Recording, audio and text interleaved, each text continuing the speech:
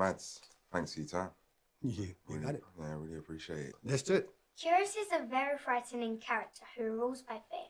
But do you think this is the best way to rule, and why?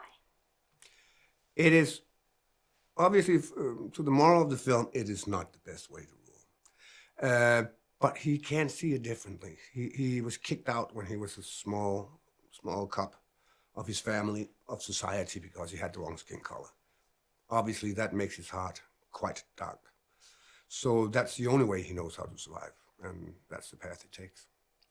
You seem to have real fun bringing that aggressive, nihilistic kind of element in the character. Mm-hmm. You also seem to have fun with the singing. So talk about what was the most enjoyable element for you?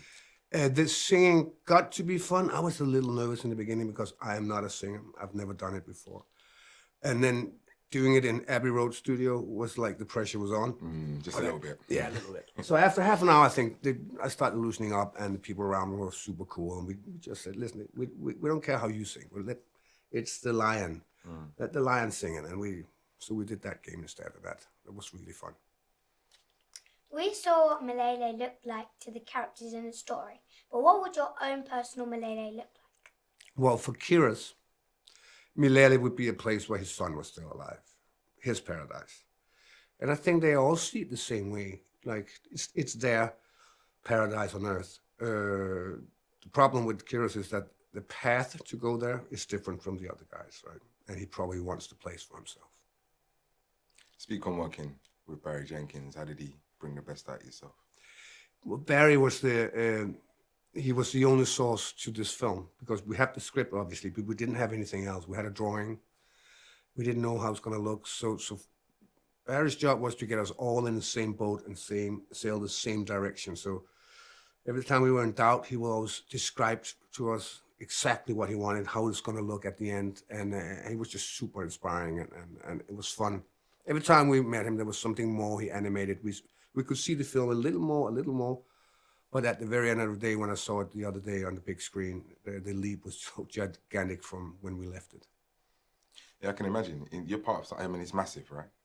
As something to be a part of. Yeah. Where does it rank for you personally in terms of your achievements and just things that you've done in your career? Oh, it's hard to say. I mean, this is something we grew up with. Not only you, but my generation and my parents' generation grew up with Disney films, right? And we all have our favorite ones. So it's been here forever. And then getting a phone call when you're Danish that, do you want to be part of a Disney original project, bring it to life? That is kind of a dream come true.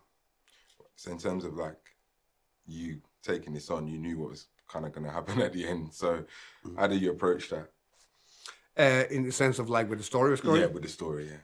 Because the bad guy is, we all know what happens. He rarely makes it unless you're Scar, right? Got to change your name. Man. Yeah, here you go.